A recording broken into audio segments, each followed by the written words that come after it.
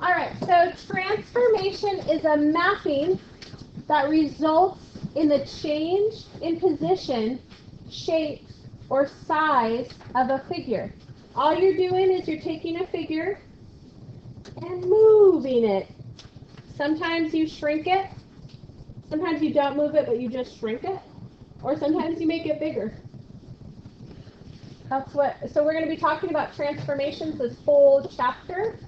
And that's what we mean. We mean we're moving something, changing its shape, or changing the size. Tristan, can you come and pull the second one? Rigid motion. So you're going to be asked if your transformation was a rigid motion. So you're going to have to be able to determine yes or no. Was your transformation one that preserved the distance and the angle measures? So rigid motion is a transformation that preserves the distance and angle measures. So we don't change the size on this one. Size stays the same. And then Dahlia, as soon as you're done writing that definition, if you could pull the word image. This is where we get into trouble with Googling things to find out answers, especially in geometry. If we Googled the word image, we wouldn't get result of a transformation. We probably get something that you see in a mirror. So the image is the result. So let's go ahead and underline result. And I'm going to say, let's put a little A prime. We're going to use a little bit of different terminology. When we talk about an image, it's going to have a little prime next to it. It looks like when you do feet.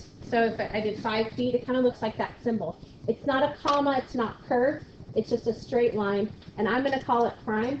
And when you guys go on to Algebra 2 and Advanced Algebra 2, it's going to also be called prime there as well. Okay, Audrey, you want to grab us that pre-image?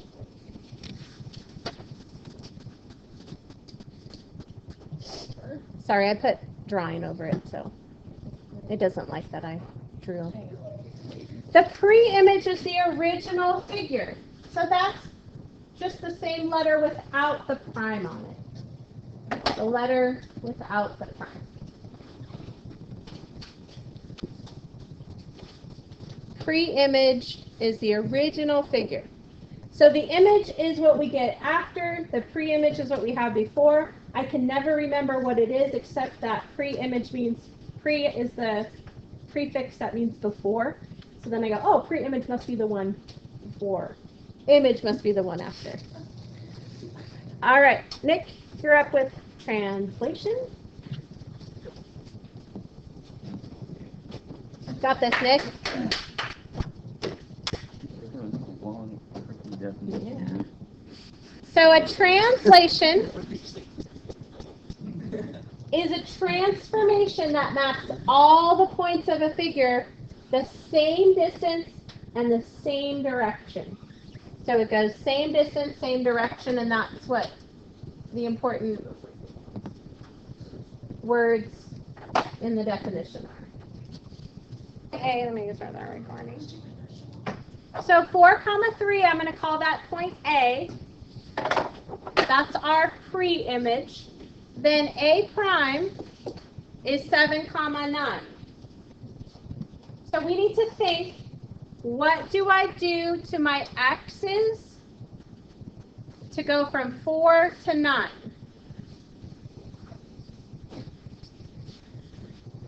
So what did I have to do to x to get from to 7? So we add 3, so it's x plus 3. And then what did I do to my y's to go from 3 to 9? Add 6. I promise you, you have to do the same operation. So if it was timesing, the first one would be timesing as well, and by the same number. But good watch on that. Good watch. We're not going to multiply until the next section. So in this case, we're just adding and subtracting. All right, so we're on Kevin. we're going to use that same pattern to start with our first image here, B, and we're going to, what is going to be our pre-images be? Come in, right? Why should I write all the time? For this one little number. So we go x plus 3, so 12 plus 3 is 15, comma, and y plus 6.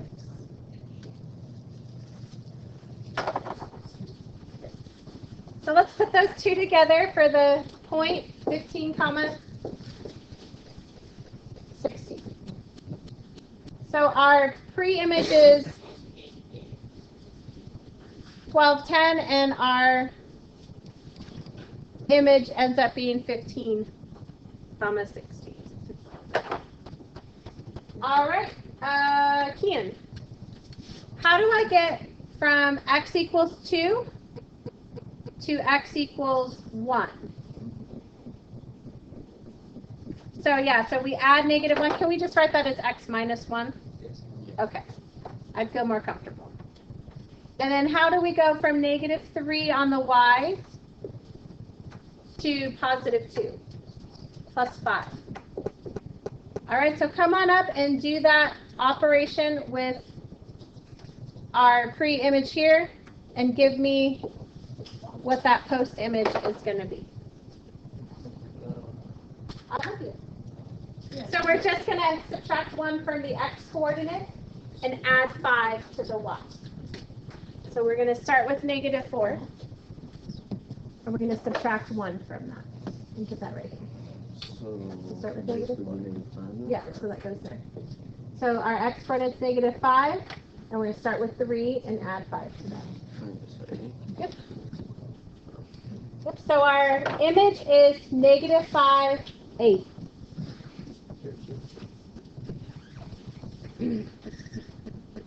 So we have a little bit of terminology.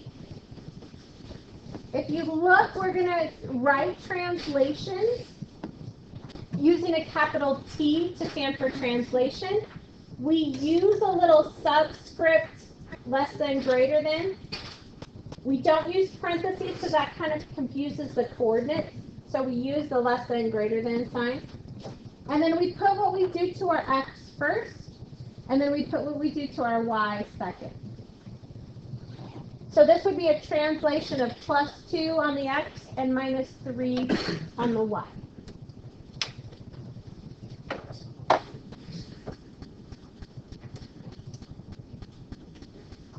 So when it says you describe the translation using translation notation, and this is Mateo.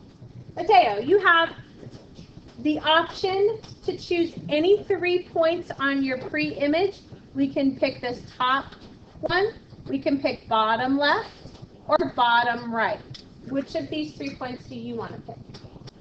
Top. Okay, so we're going to call that A. The one that matches up with A is going to be called A prime. So, Mateo, what's the coordinate for A? I don't have them on my graph.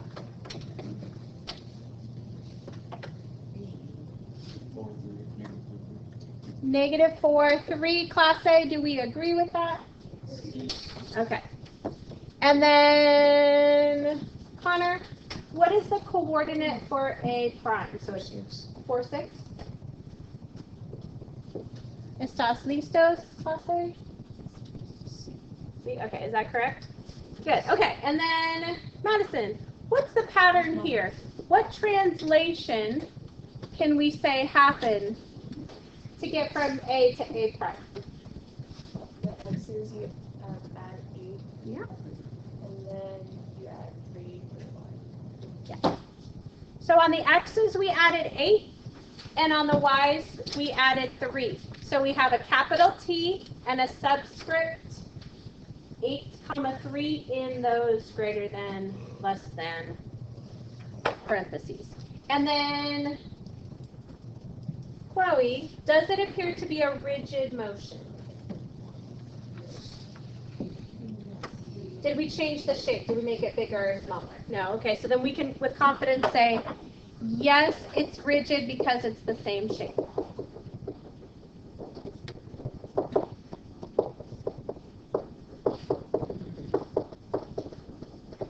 Yes, it's rigid since it's the same size as the original.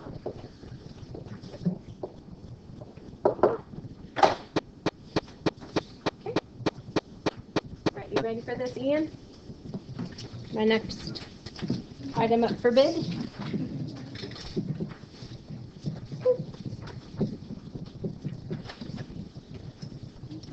All right, so Ian, they give us the translation is -2 on the X and 4 on the Y. So I'm just going to put an X and a Y so that I can remind myself when I'm doing that operation what it is. So we already have our pre-image is 4,8. Our regular image is going to be its translation. So Ian, what if I were to subtract 2 from the X and add 4 to the Y, what would my new coordinate be? Yeah, 2, 12. So our image would be 2, 12. Now let's do it backwards, Jarrett.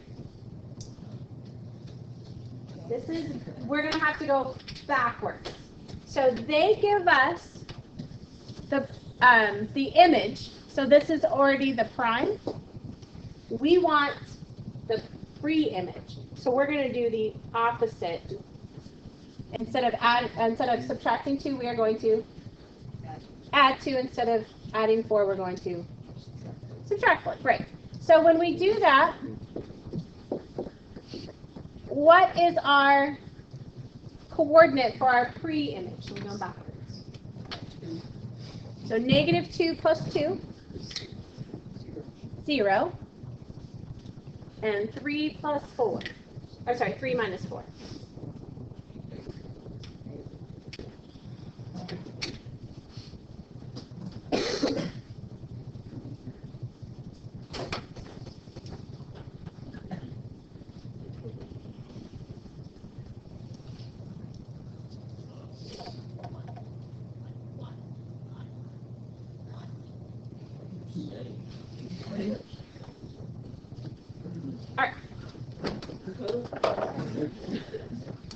So we have a little triangle ABC. It has vertices 3, 2, -1, 4, and -3, 7. What are the vertices of its translation? I think it should be ABC. Do you guys have 2 ABCs on yours? Or is it ABC then PQR? Okay, so which one do you want to change? You want to change this one or the top one? PQR, okay, so let's make that ABC. So we're going to translate triangle ABC to make triangle A prime, B prime, C prime. Okay, so the first thing I want to do is I'm going to go ahead and plot these points as they are, and then we're going to translate this image. This is something that you guys are going to do on your practice assignment after your test today. So, Haley, can you come up and plot A, B, and C? And then Dylan, you'll be in charge of moving them all. So Dylan, when you get your chance, you're going to move each of those points that Haley plots left 2 and down 5. And then Haley, can you label them A, B, and C? Yeah.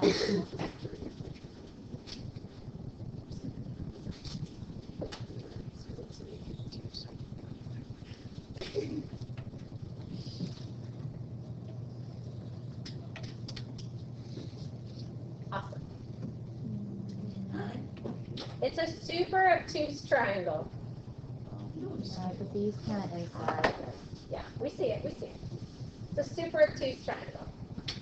Okay, so Dylan, you're going to move each of those points left 2 and down 5. And then if you could use a different color, that would be helpful for our audio test. Yep.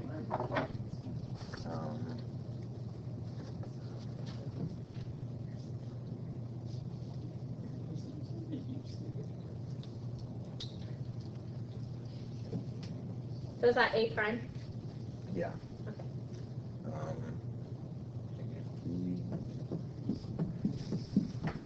If you make your dot big enough, it'll cover that corner.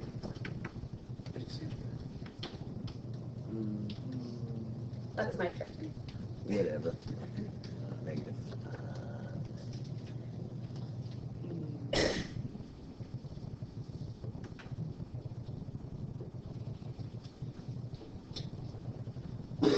Okay, so we test that. Thank you, sir. We test that. So there's 2 ways we can do this.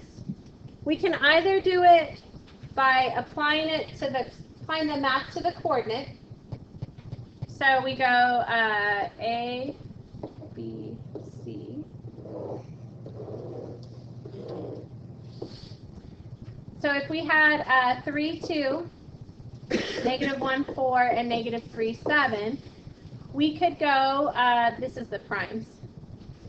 So we could just subtract 2 and subtract 5 and do the math on it. So that'd be 1, negative 3, negative 3, negative 1, and negative 5, positive 2. So our images would be at those coordinates. Or if you graph it, you can just take the original graph and go, I'm going to move it left 2, down 5. So left 2, down 5.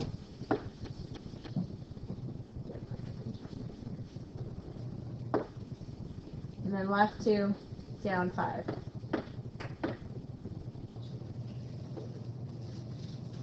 This one actually moves a little bit.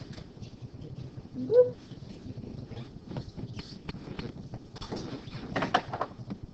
So either way, we'll give you the correct answer. Double checking your answer by doing both will be a way to make sure you get the correct graph down. And that's like the first few problems on your practice.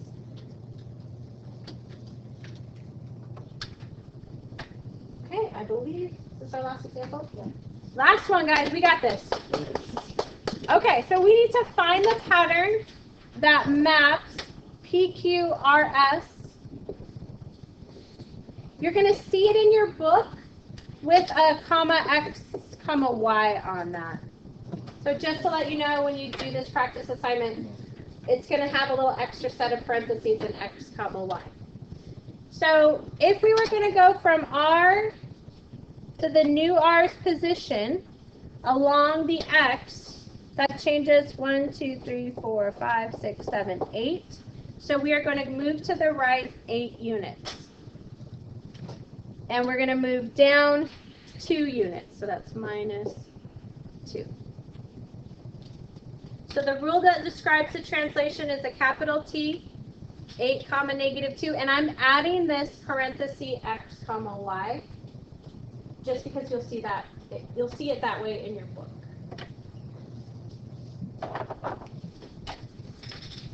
Okay.